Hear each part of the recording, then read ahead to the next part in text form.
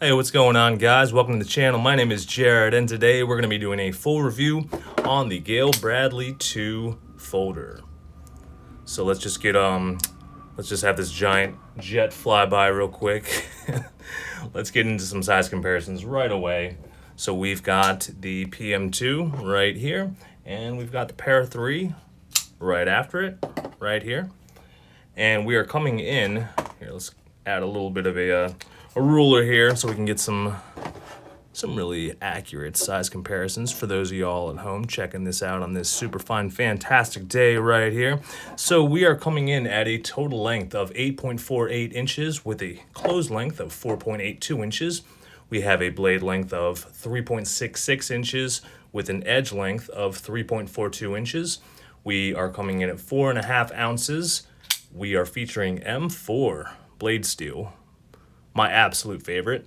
We are coming in at 118 thousandths of an inch for the blade stock thickness, and we are featuring a hollow grind with a drop point. And at the time of making this video, this knife costs $200. So let's talk about the fit and finish.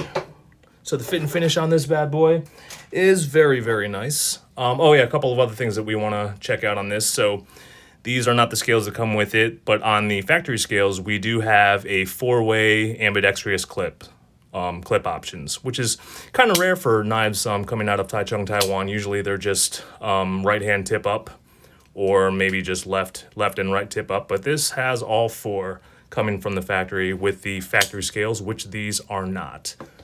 So for the fit and finish, we have a satin blade finish, and we also have the G10 carbon fiber laminate scales for the factory scales. These are not those scales, by the way, again.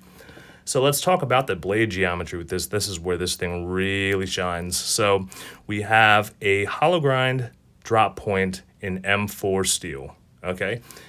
That is just super duper fantastic. Hollow grinds are my absolute favorite because they get relatively thin behind the edge, and I believe this guy gets down to, I think, 10 thousandths to 15 thousandths of an inch behind the edge, which is just super, super slicey.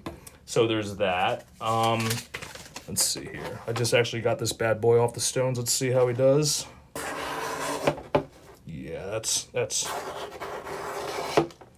pretty damn slicey right there, guys. That's pretty nice. So this is, let's see, this is just going to be a really, really good hard use carry. And that's what this is going to be. Well, not hard use, an everyday carry that's medium to hard use. And that's exactly what I'm going to use this for. This is going to be my user. And the blade geometry on this is just phenomenal. So we have a hollow grind, so it's extremely slicey. We have a drop tip or a drop point. So it's just a very classic, very traditional point shape with a very tried and true grind. And it's just going to make for some fantastic cutting geometry. And also the blade stock thickness at only 118 thousandths of an inch, it allows that hollow grind to get down to a very, very thin point behind the edge here for excellent cutting geometry. Let's talk about the action here. The action is pretty good.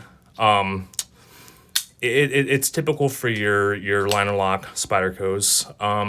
One thing to note, and it's actually quite a significant bullet point at that. So from the factory, the access to the liner lock is very, very difficult, okay? So if you can see here, the edges of the liner that go all the way around the area of the knife, or the perimeter of the knife, excuse me.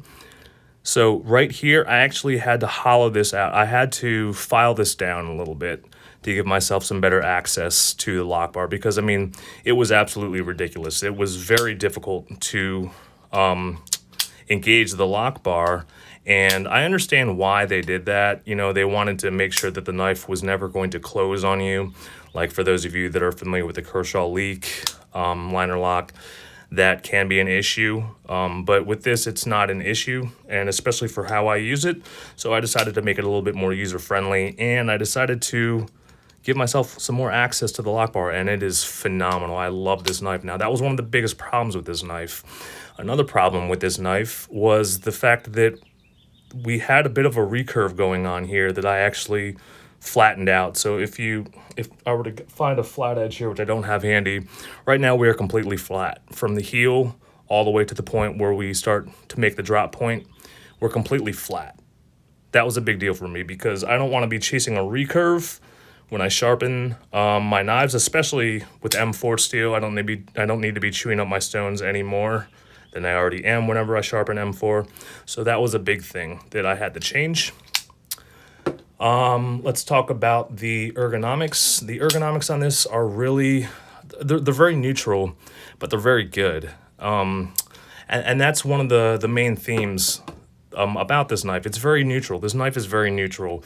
It's not threatening. Like when you pull it out, you're not going to get a bunch of looks. You know, you're not going. It's not threatening, and it's just a very neutral, very traditional, very clean lines, and everything about it, just from the handle shape to the blade geometry to the drop point. It's just very traditional, very classic. It carries very, very well, in my opinion, for what we're getting. So we're getting, 3.5 inches of cutting edge, right, in M4 steel, and it carries, in my opinion, better than the PM2. Not much better, but moderately better in my opinion, just because of, I believe it is thinner, and I know for a fact that it's going to be thinner this way. Yeah.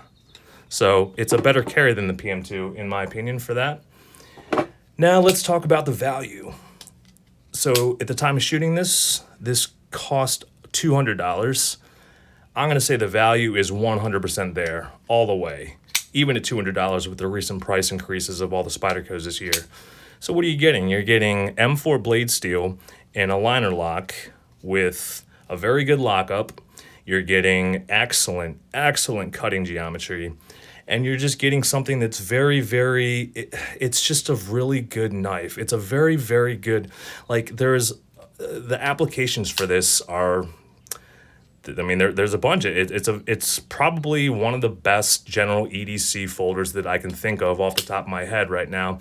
With the exception of, like obviously like the PM2s are going to be contenders and like the Para 3s, but everybody's got a PM2, everyone's got a Para 3, right? I want something a little bit different, and I also really like the M4 blade steel.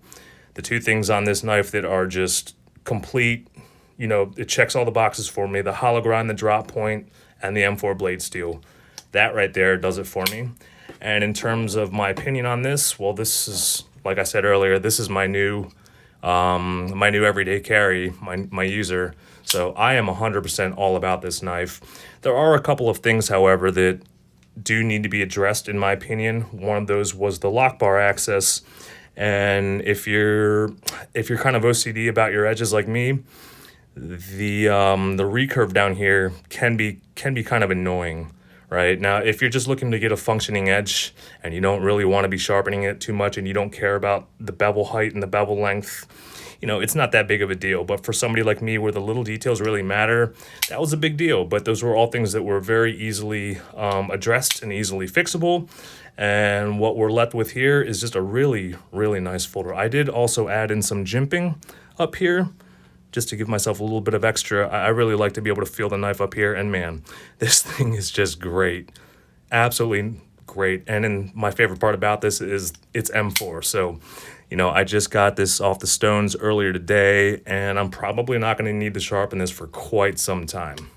So if you're thinking about getting the Gayle Bradley 2, there's a lot of things that a lot of people don't like about this, and that's going to be the access to the lock bar, and maybe less notably the recurve down here. Those are all things that are super easy to fix, guys. And once you are able to address those, you're left with an amazing everyday carry knife right here, guys. M4 blade steel, hollow grind, and very neutral ergos, and it's not threatening, and it's not very it's not very what's the word I'm looking for? Over encumbering on the pockets. It's very easy to carry. So that is my review for the Spyderco Gayle Bradley 2. That's a winner. Thanks for checking out the channel, guys, and I'll see you on the next one.